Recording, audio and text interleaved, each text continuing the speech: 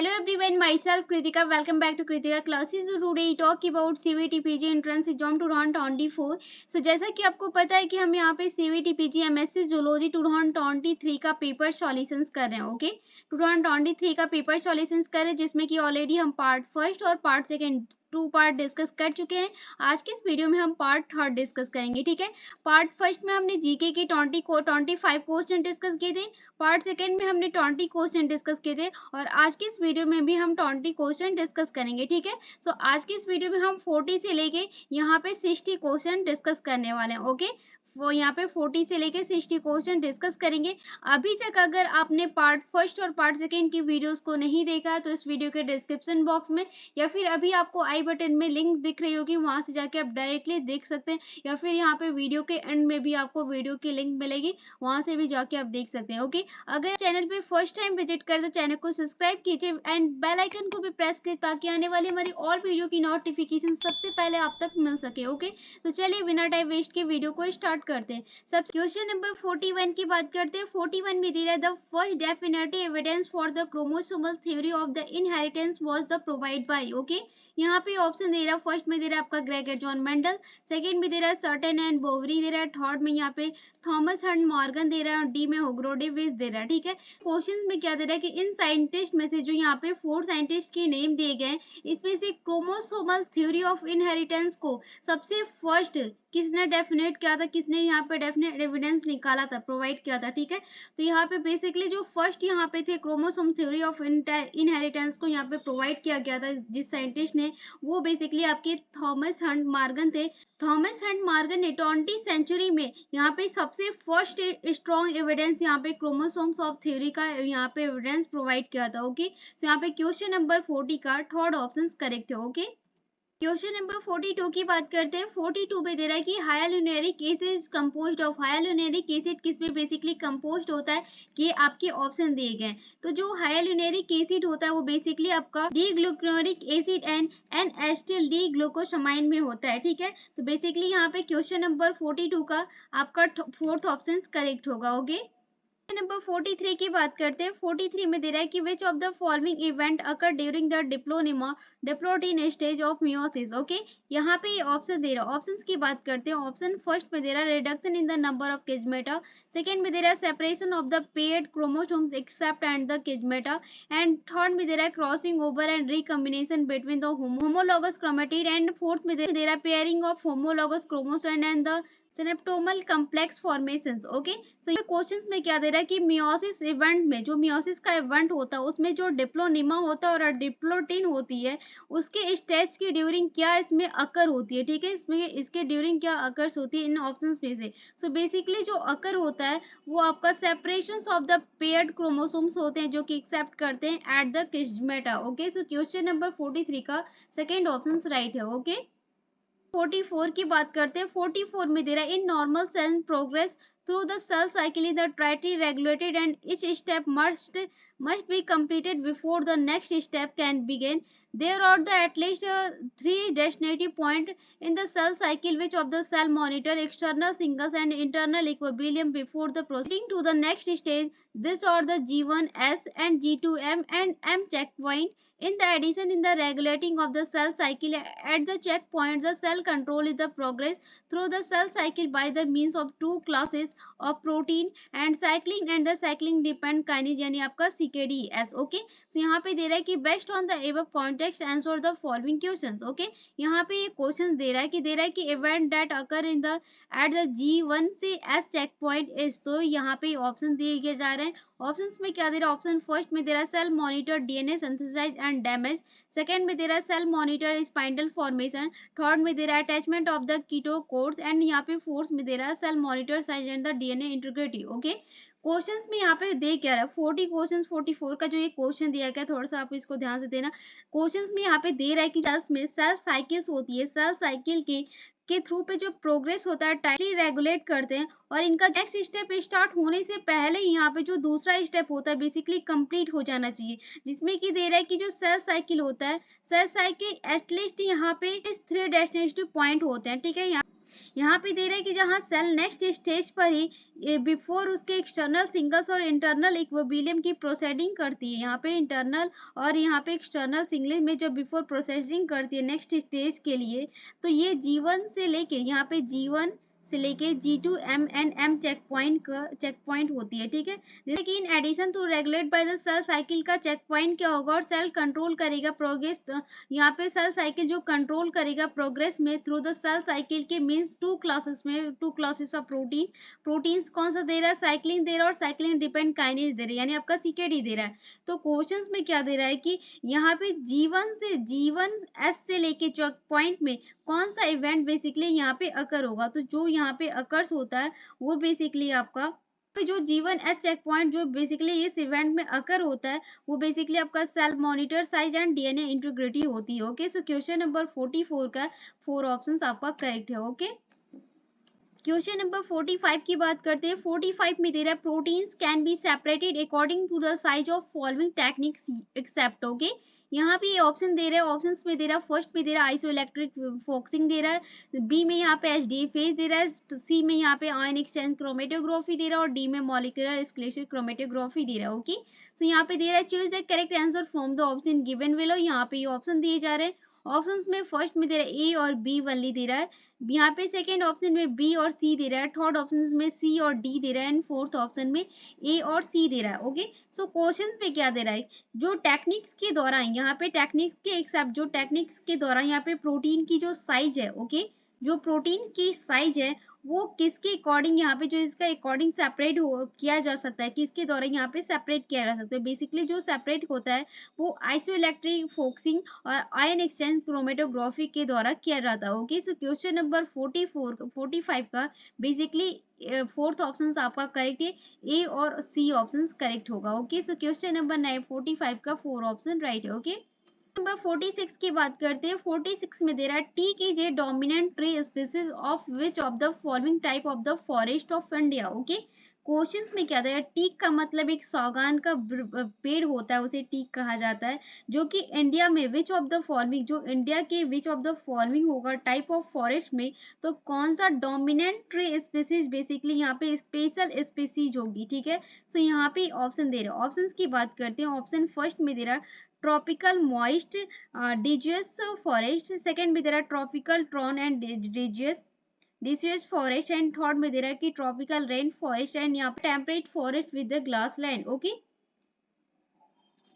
यहाँ पे बेसिकली जो फॉरेस्ट डोमिनेंट ट्री का एक स्पेशल स्पीसीज है वो ट्रॉपिकल मॉइस्ट डिजियस फॉरेस्ट होता है। ओके, सो क्वेश्चन नंबर 46 का फर्स्ट ऑप्शन राइट है। ओके, नंबर 47 की बात करते हैं। 47 में दे रहा है identify the sequence in the mechanism of the local inflammatory response. यहाँ पे ये ऑप्शन दे रहा है, ऑप्शन ए में दे रहा है presence of the pathogen and the site of injury, B में दे रहा है capillary widen and become the more permeable and C में दे रहा है mast cell release the histamines and D में दे रहा है entry of anti microbial peptide at the site of injury और ई में दे रहा है यहाँ पे signal related by immuno cells attract the neutrophils which is digest in the pathogens and heals the tissue। Okay, तो यहाँ पे क्वेश्चंस में क्या दे रहा है कि लोकल इन्फेंट्री रिस्पांस में कौन सा मैकेनिज्म का सीक्वेंस बेसिकली जो मैकेनिज्म का सीक्वेंस होगा वो आइडेंटिफाई करेगा। ओके, सो बेसिकली जो आइडेंटिफाई करता है करेक्ट होगा, कौन कौन सा यहाँ पे आइडेंटिफाई करता है, वो बेसिकली सबसे पहले तो आपका presence of the pathogens eight the site of injury होता है सबसे पहले, यानी आपका ए। ओके, एक करेक्ट सीक्वेंस होगा, ये ऑप्शन आपका करेक्ट सीक्वेंस होगा।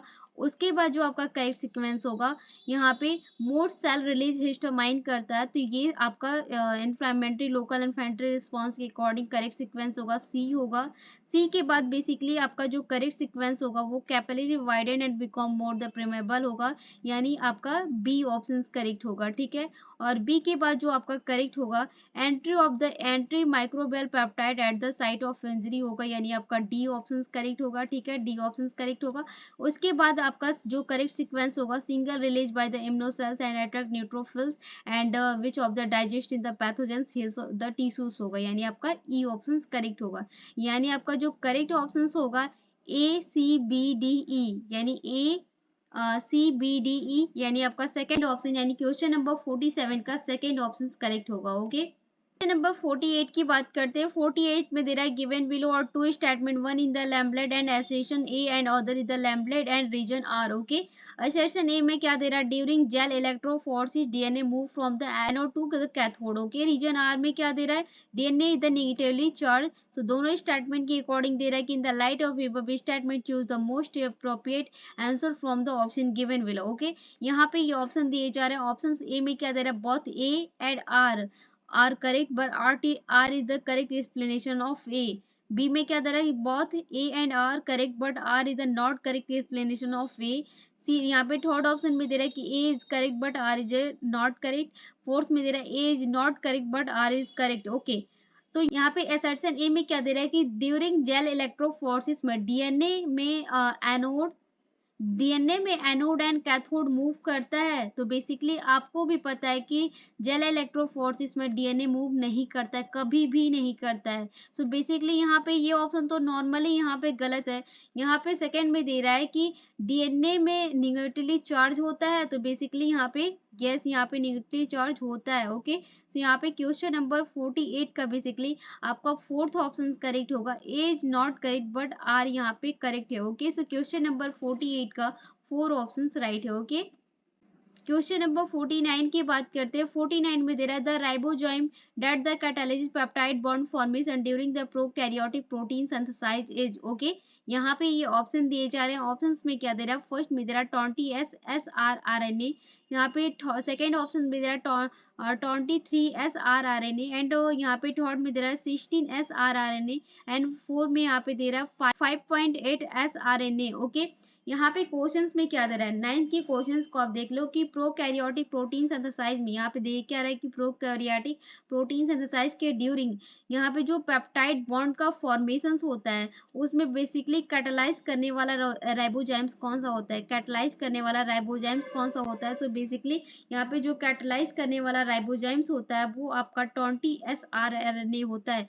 क्यों होता है इसकी अगर हम बात करें, राइबोसोम्स होते हैं वो बेसिकली आरएनए से बने आपके एक एंजाइम्स होते हैं। ठीक है, ये बेसिकली 20 srna में राइबोसोम्स के जो एंजाइम्स बने होते हैं वो 20 srna में एक स्ट्रक्चरल आरएनए होते हैं। क्या होते हैं, एक स्ट्रक्चर्स के आकार का यहाँ पे आरएनए होता है। ठीक है, जो कि बेस्टर आरएनए होते हैं वो बेसिकली किस में प्रेजेंट होते हैं आपके, तो वो बेसिकली आपके राइबोसोम्स में प्रेजेंट होते हैं। किस में प्रेजेंट होते हैं, राइबोसोम्स में प्रेजेंट होते हैं। ठीक है, राइबो उसमें बेसिकली एक पेप्टाइड ट्रांसफेज कैटालाइट एक्टिविटी होती है जो कि 20 srna जो होता है वो बेसिकली आपका क्या होता है, किसका सब यूनिट होता है। आपको पता है कि यहाँ पे 20 srna जो होता है वो बेसिकली क्या होता है, 50 आपका यहाँ पे 50 srRNA का सब यूनिट होती है। ओके, rRNA की राइबोसोम्स की सब यूनिट होती है। ओके, सब यूनिट होती है। ओके, तो यहाँ पे क्वेश्चन नंबर 49 का बेसिकली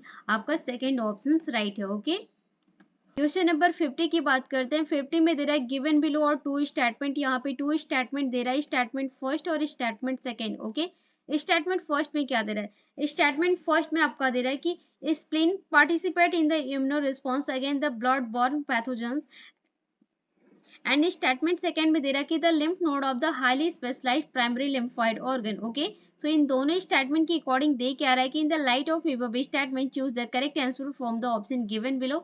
यहाँ पे ये ऑप्शन दे रहा है। इससे पहले तो हम स्टेटमेंट फर्स्ट की बात करते हैं। तो स्टेटमेंट फर्स्ट में दे क्या रहा है, स्प्लीन में यहाँ पे जो स्प्लीन होता है यानी आपका जो प्लीहा जिसे हिंदी में कहा जाता है उसमें जो ब्लड बॉर्न पैथोजेंस होते हैं उसके अगेन इसके अगेंस्ट इसकी ब्लड बॉर्न पैथोजेंस के अगेंस्ट कौन सा इम्यूनो यहाँ पे रिस्पॉन्स करता है एंड पार्टी से यहाँ पे रिस्पॉन्स करके पार्टिसिपेट करता है। ठीक है, सो बेसिकली सबसे पहले तो हम इसका एक्सप्लेनेशन देखते हैं कि कौन सा पार्टिसिपेट करता है। स्प्लीन जो होता है, स्प्लीन ब्लड बॉर्न होते हैं पैथोजेंस जो होते हैं वो एंटीजीन्स के लिए एक मेन फिल्टर होता है जो कि बेसिकली एंटीबॉडी ऑल्सो प्रोड्यूस करता है एंड ब्लड स्ट्रीम को बैक्टीरिया से रिमूव करता है।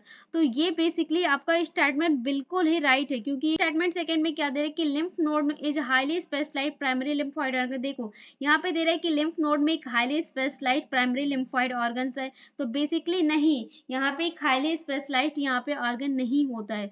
क्यों नहीं होता है? लिम्फ नोड आपका क्या होता है? सेकेंडरी। आप अगर पढ़े होंगे तो आपको पता होगा, या नहीं पता तो मैं आपको बताती हूँ कि लिम्फ नोड जो होता है वो बेसिकली सेकेंडरी लिम्फोइड ऑर्गन होता है। यहाँ पे प्राइमरी लिम्फोइड ऑर्गन नहीं होता है, सेकेंडरी लिम्फोइड ऑर्गन होता है।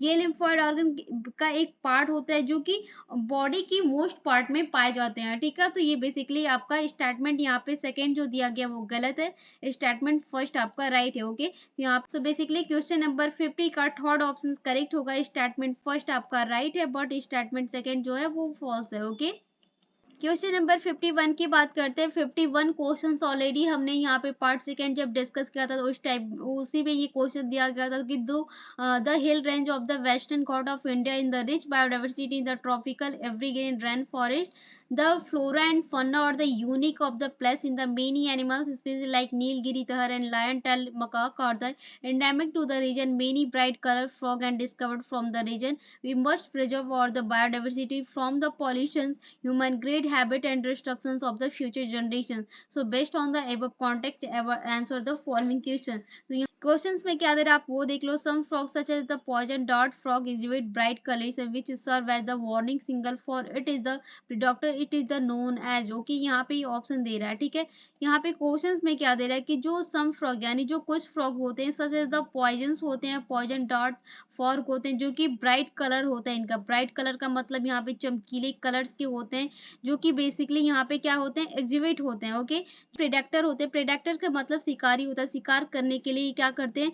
वार्निंग सिग्नल के रूप में सर्व करते हैं। ओके, जो कि यहाँ पे क्या होते हैं? इट इज द किसमें ये नोन एज होते हैं, इसे ये इसमें it is the known as, ये मतलब इसे और भी क्या कहा जाता है। ओके, सो यहाँ पे ये ऑप्शन दे रहा है। ऑप्शंस में क्या दे रहा है? फर्स्ट में आपका बैट्सियन मिमिक्री दे रहा है, यहाँ पे सेकंड में आपका ओपोसप्टिजियम दे रहा है, एंड यहाँ पे थर्ड में आपका दे रहा है क्रिप्टाइक कलरेशन दे रहा है, फोर्थ में आपका कैमफ्लॉक्स दे रहा है, ठीक है। सो यहाँ पे क्वेश्चन नंबर 51 का बेसिकली यहाँ पे जो करेक्ट होगा वो आपका सेकंड होगा। क्वेश्चन नंबर 52 की बात करते हैं। 52 में क्या दे रहा है कि match list first with the list second के साथ मैच करना है। लिस्ट फर्स्ट में आपका स्टेरॉइड हार्मोन्स दे रहा है, लिस्ट साइट ऑफ सिंथेसाइज दे रहा है। ओके, ए में यहाँ पे क्या दे रहा है? कॉर्टिसोल दे रहा है, कॉर्टिसोल, एल्ड्रोस्टेरोन, प्रोजेस्टेरोन एंड यहाँ पे 125 OH-D3 दे रहा है, ठीक है। साइट ऑफ सिंथेसाइज में क्या दे रहा है? किडनी दे रहा है, किडनी के बाद एड्रेनल जोला फॉसिकुलेटा दे रहा है, एंड उसके बाद आपका दे रहा है एड्रेनल जोना आपका एरुलोसा दे रहा है, एंड यहाँ पे फोर्थ में आपका कॉर्पस ल्यूटियम दे रहा है। दोनों के साथ आपको मैच करना है स्टेरॉइड हार्मोन्स और इसका साइट ऑफ सिंथेसाइज क्या होगा, ठीक है। सबसे पहले हम बात करते हैं कॉर्टिसोल्स की बात करते हैं, ठीक है। कॉर्टिसोल्स की बात करें तो कॉर्टिसोल्स क्या होता है? आपको पता है कि कॉर्टिसोल्स ही बेसिकली एक स्टेरॉइड हार्मोन्स ही होते हैं जो कि आपके 2 एड्रिनल ग्लैंड द्वारा प्रोड्यूस होते हैं। ये बेसिकली किडनी के टॉप साइड पे होते हैं। तो बेसिकली फर्स्ट का आपका क्या करेक्ट हो गया? फर्स्ट करेक्ट हो गया, किडनी में होता है, यानी ए का आपका क्या करेक्ट हो गया? फर्स्ट ऑप्शन करेक्ट हो गया। ओके, बी की बात करें, एल्ड्रोस्टेरोन की बात करें तो ये बेसिकली आपका एक स्टेरॉइड हार्मोन्स होता है और जो कि एड्रिनल कॉर्टेक्स के जोना गैलोसोलोमा की आउटर लेयर में सिंथेसाइज और सिक्रीट होता है। ओके, सो बेसिकली बी का आपका क्या करेक्ट हो गया? थर्ड ऑप्शन करेक्ट हो गया। यहाँ पे सी की बात करते हैं। सी में आपका क्या दे रहा है? प्रोजेस्टेरोन दे रहा है। प्रोजेस्टेरोन की बात करें तो ये बेसिकली क्या होते हैं? आपके कॉर्पस ल्यूटियम होते हैं जो कि क्या होते हैं? इन ओवरीज में होते हैं। ये किस में होते हैं? ओवरी में होते हैं। तो ओवरी यानी प्रोजेस्टेरोन है, तो ये बेसिकली आपका सी ऑप्शन का यहाँ पे सी का आपका बेसिकली फोर्थ ऑप्शन करेक्ट होगा। ओके, यहाँ पे ये डी में दे रहा है कि 125 OH-D3 दे रहा है, तो ये बेसिकली आपका एड्रेनल जोना फॉसिकुलेटा होता है। ओके, सो यहाँ पे डी का आपका बेसिकली फोर्थ ऑप्शन, डी का बेसिकली आपका सेकंड ऑप्शन करेक्ट हो जाएगा। ओके, तो यहाँ पे दे रहा है कि choose the correct answer from the option given below, तो बेसिकली यहाँ पे करेक्ट ऑप्शन आपका थर्ड करेक्ट हो जाएगा। ओके, 53 में दे रहा है which cell organ involve in the synthesise of glycosphingolipid and the glycoprotein inside the cell. Okay, यहाँ पे ये ऑप्शन दे रहा है। ऑप्शंस की बात करते हैं। ऑप्शंस में आपका क्या दे रहा है? सबसे पहले प्रोक्सिसोम दे रहा है, ग्लाइकोसोम्स दे रहा है, इनर माइटोकॉन्ड्रियल मेम्ब्रेन्स दे रहा है, और फोर्थ में आपका गोल्जी कम्प्लेक्स दे रहा है। ओके, तो यहाँ पे क्वेश्चन में दे रहा है कि कौन सा ऑर्गन सेल्स बेसिकली यहाँ पे इनसाइड इसके अंदर ग्लाइको स्फिंगोलिपिड एंड ग्लाइकोप्रोटीन्स के साइज में बेसिकली इन्वॉल्व होता है। सो बेसिकली जो इन्वॉल्व होता है वो गोल्जी कम्प्लेक्स होता है। ओके, सो क्वेश्चन नंबर 53 का फोर्थ ऑप्शन करेक्ट है। Okay, question number 54, all human antibody type of possessive proline rich flexible हिंग रीजन एक्सेप्ट। ओके, यहाँ पे ये ऑप्शन दे रहा है, फर्स्ट में दे रहा है IgA, सेकंड में दे रहा है IgG एंड थर्ड में दे रहा है IgE एंड फोर्थ में यहाँ पे दे रहा है IgD। ओके, यहाँ पे क्वेश्चन में क्या दे रहा है कि ह्यूमन एंटीबॉडी टाइप में कौन सा एंटीबॉडी टाइप होता है पोजेसिव एंड द प्रोलाइन होता है रिच फ्लेक्सिबल हिंग रीजन में जो एक्सेप्ट करता है, वो बेसिकली कौन सा होता है आपका IgE एंटीबॉडी होता है। ओके, सो क्वेश्चन नंबर 54 का थर्ड ऑप्शन करेक्ट है। ओके, क्वेश्चन नंबर 55 की बात करते हैं। 55 में क्या दे रहा है कि neuroglia found in the peripheral nervous system PNS contain the following sales. यहाँ पे ऑप्शन दे रहा है, ऑप्शंस की बात करते हैं। ऑप्शन फर्स्ट में आपका क्या दे रहा है, एस्ट्रोसाइट दे रहा है,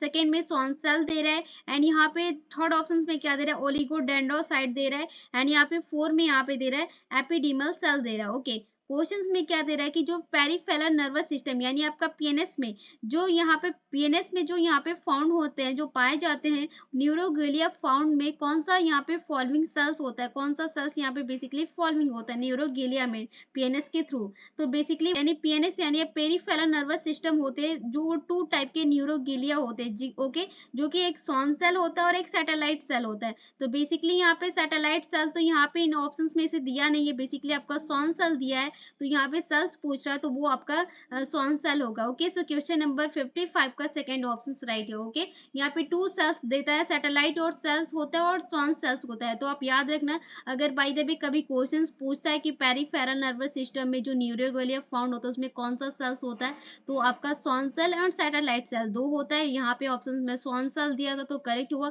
अगर कभी सैटेलाइट सेल होता है तो आप कंफ्यूज नहीं हो गया, क्योंकि दो सेल्स होते हैं तो सैटेलाइट सेल्स भी हो सकता है। ओके, सो क्वेश्चन नंबर 55 का बेसिकली सेकंड ऑप्शन राइट है। ओके, नंबर 56 की बात करते हैं। 56 में क्या दे रहा है, गिवन बिलो और टू स्टेटमेंट दे रहा है, statement first and statement second. Okay, statement first की सबसे पहले बात कर लेते हैं। स्टेटमेंट फर्स्ट में दे रहा है fatty acid undergo beta oxidation and the product enter the citric acid cycle और the combine with the H order to the from ketones body. Okay, second में दे रहा है कि fatty acid undergo beta oxidation and the product enter the glycolysis और combine to the from glucose. So यहाँ पे दे रहा है कि in the light of above statement choose the correct answer from the option given below. यहाँ पे ये ऑप्शन दे रहा है, ऑप्शंस की बात करते हैं। फर्स्ट ऑप्शन में दे रहा है कि बोथ स्टेटमेंट फर्स्ट और सेकंड और द ट्रू। सेकंड में दे रहा है both statement first and second और द फॉल्स। स्टेटमेंट थर्ड में दे रहा है ऑप्शन में कि स्टेटमेंट फर्स्ट ट्रू है बट स्टेटमेंट सेकंड जो फॉल्स है, एंड फोर में दे रहा है कि स्टेटमेंट फर्स्ट फॉल्स है एंड स्टेटमेंट सेकंड ट्रू है। Okay, question number statement first में क्या दे रहा है कि फैटी एसिड में जो बीटा ऑक्सीडेशन होता है, बीटा ऑक्सीडेशन में क्या होते हैं, ये अंडरगो होते हैं। ओके, जो कि इसमें जो प्रोडक्ट यहाँ पे सिट्रिक एसिड साइकिल्स में और कंबाइन करता है, इंटर करता है, इसके साथ कंबाइन करता है और यहाँ पे ये क्या करते हैं, एक दूसरे के साथ रहकर कंबाइन होकर कीटोन बॉडी बनाते हैं। ओके, और यहाँ पे सेकंड में दे रहा है कि जो फैटी एसिड और बीटा ऑक्सीडेशन में अंडरगो होते हैं वो प्रोडक्ट करते हैं क्या, इंटर ग्लाइकोलिसिस के साथ और कंबाइन होते हैं ग्लूकोज के साथ। ओके, ग्लूकोज में यहाँ पे कंबाइन होते हैं। तो यहाँ पे क्वेश्चन नंबर 56 का बेसिकली आपका थर्ड ऑप्शन करेक्ट होगी। स्टेटमेंट जो फर्स्ट है वो बेसिकली ट्रू है बट स्टेटमेंट सेकंड है वो फॉल्स है। ओके, सो क्वेश्चन नंबर 56 का थर्ड ऑप्शन राइट है। ओके, क्वेश्चन नंबर 57 की बात करते हैं। 57 में दे रहा है match list first with the list second के साथ आपको मैच करना है। टाइप ऑफ एपिथेलियम और लोकेशंस की बात करते हैं। सबसे पहले तो हम बात करते हैं सिंपल स्क्वैमस एपिथेलियम का, तो वो बेसिकली आपके जो होते हैं वो ब्लड कैपिलरीज होते हैं। ओके, तो यहाँ बेडल एपिथेलियम्स की बात करते हैं। ये बेसिकली क्या होते हैं, आपके किडनी डक्ट होते हैं, जो कि डक्ट एंड ट्यूबल्स होते हैं। ओके, सी इसका जो यहाँ पे सी की बात करें, सिंपल कोलुमनार एपिथेलियम्स की बात करें तो वो बेसिकली आपका ट्रैक्ट होते हैं। ओके, सी यहाँ पे सी का बेसिकली आपका फोर्थ ऑप्शन करेक्ट हो जाएगा। वहीं पे अगर हम डी की बात स्क्वैमस एपिथेलियम्स की बात करें तो वो बेसिकली आपके ओरल कैविटी होते हैं। ओके, तो यहाँ बेसिकली फर्स्ट ऑप्शन करेक्ट होगा। क्वेश्चन नंबर 57 का फर्स्ट ऑप्शन राइट है। ओके, क्वेश्चन नंबर 58 की बात करते हैं। 8 में क्या दे रहा है, ऑल ऑफ द फॉलोइंग और द एमनियोटिस एक्सेप्ट। ओके, यहाँ पे ये ऑप्शन दे रहा है। फर्स्ट में क्या दे रहा है, बर्ड दे रहा है, सेकंड में मैमल्स दे रहा है, थर्ड में रेप्टाइल्स दे रहा है और फोर्थ में यहाँ पे फिश दे रहा है। तो यहाँ पे क्या दे रहा है कि एमनियोट्स यहाँ पे क्या बेसिकली एक्सेप्ट करते, तो वो क्या होते हैं, फिशेस होते हैं। ओके, सो क्वेश्चन नंबर 58 का यहाँ पे बेसिकली फोर्थ ऑप्शन करेक्ट है। ओके, क्वेश्चन नंबर 60 की बात करते हैं। 60 में दे रहा है कि टेरोटोजन्स और टेरोटोजन्स हैं। यहाँ पे टेरोटोजन्स की बात करते हो, टेरोटोजन्स क्या होता है, ये बेसिकली मैं अब बात करती हूँ। टेरोटोजन्स जो होते हैं बेसिकली एक सब्सटेंस होते हैं जो कि डेवलपिंग एम्ब्रियो या फीटस के कंजेनिटल डिसऑर्डर्स को पैदा करते हैं, ये आपके टेरोटोजन्स होते हैं। यहाँ पे ये ऑप्शन दे रहा है कि बेसिकली इन ऑप्शन में से क्या होगा, तो ऑप्शन में क्या, अगर हम ऑप्शन के अकॉर्डिंग अगर हम बात करें तो यहाँ पे environmental compound that can alter development भी होगा, साथ में ही आपका यहाँ पे act at the specific time when the end the certain organ और फॉर्मिंग भी होगा, और the teratogen clause include drug and chemicals, virus and radiations भी होगा। यानी आपका ए ऑप्शन, बी ऑप्शन और सी ऑप्शन, तीनों ही ऑप्शन टेरोटोजन्स में करेक्ट होंगे। ओके, सो क्वेश्चन नंबर 60 का बेसिकली थर्ड ऑप्शन राइट होगा, थर्ड ऑप्शन करेक्ट होगा, ए बी और सी तीनों ही करेक्ट होंगे। Okay, so I just hope कि हमने जो ये पार्ट थर्ड डिस्कस किया आपको पसंद आया। कोई भी डाउट होता है तो आप मुझे कमेंट सेक्शन में कमेंट करके पूछ सकते हैं। यहाँ पे पार्ट थर्ड में हमने 20 क्वेश्चंस को डिस्कस किया, पार्ट फोर्थ और पार्ट 5 में हम यहाँ पे इस 100 क्वेश्चंस को कंप्लीट करवा देंगे। अगर पार्ट थर्ड आपको पसंद आएगा तो प्लीज़ इसको लाइक कीजिएगा, और अगर आप चैनल पे फर्स्ट टाइम विजिट करते हो प्लीज़ चैनल को सब्सक्राइब कीजिए और बेल आइकन को भी प्रेस कीजिए ताकि आने वाली हमारी ऑल वीडियो की नोटिफिकेशन आप तक पहुँच सके। ओके, एंड अगर आप हमारे टेलीग्राम ग्रुप पे ज्वाइन होना चाहते हैं तो इस वीडियो के डिस्क्रिप्शन बॉक्स में आपको लिंक मिलेगी, वहां से जाके आप ज्वाइन कर सकते हैं। ओके, सो मिलते हैं जल्दी नेक्स्ट वीडियो में, तब तक के लिए thank you, thanks for the watching.